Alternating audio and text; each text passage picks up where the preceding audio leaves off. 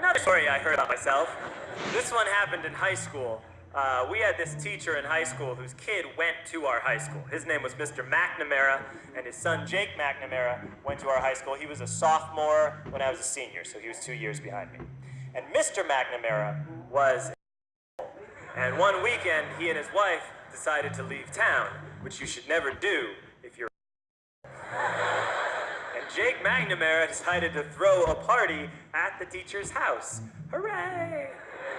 And everyone around town heard about it, and we all got up individually and thought, okay, let's go over there and destroy the place. I walked into this party, everyone I had ever met was there, and everyone was drinking like it was the end of the world. People were drinking like it was the Civil War and a doctor was coming to saw our legs off.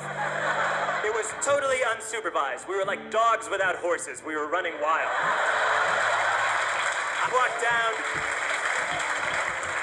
I walked down to the basement. They had a pool table in the basement. One dude took a running start and threw his body onto the pool table and broke it in half. Another kid found out which room was Mr. McNamara's and went upstairs and took shit on his computer. So the party was going great. I'm standing in the basement and I'm holding a red cup. You've seen movies. And I'm standing there and I'm holding a red cup and I'm starting to black out. And I guess someone said like, something, something, police. And in a brilliant moment of word association, I yelled.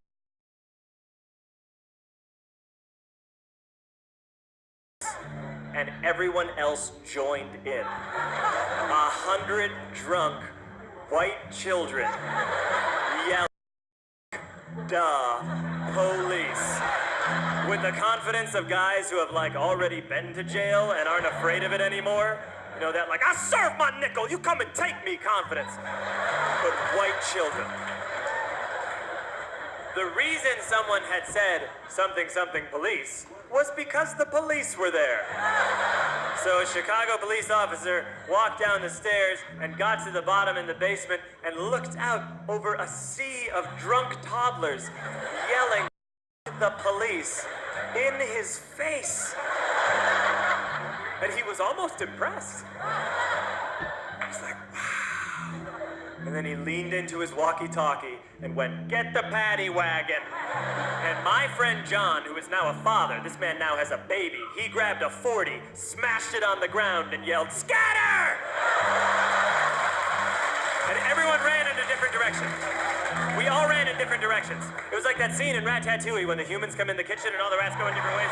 We all ran in different directions. I ran into the laundry room and I jumped up on the washing machine and I crawled out through a window into the backyard, and now I'm running through the backyard and there was this big chain link fence and I thought, I've never climbed a fence that high before. And then I woke up at home.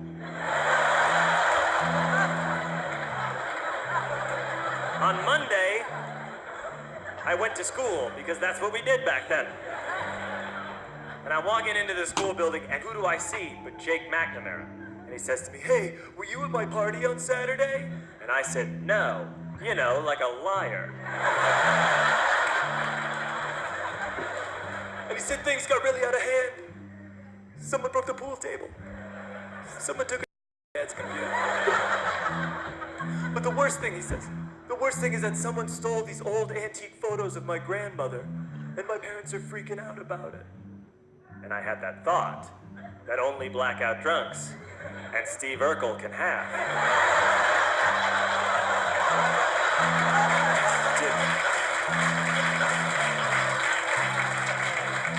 Did I do that? I figured no, I wouldn't have done that. But I was never sure until 2 years later. Relax. I'm playing video games with this kid named Alex that we also went to high school with. 2 years later, we've graduated by now. We're playing video games for a couple hours. And then Alex says to me, hey, come here, I want to show you something. And he takes me into his bedroom, and then he takes me into a side room off of his bedroom. Never a good thing to have. He shows me a tiny room that is covered wall to wall in stolen antique photos from different people's parties over the years.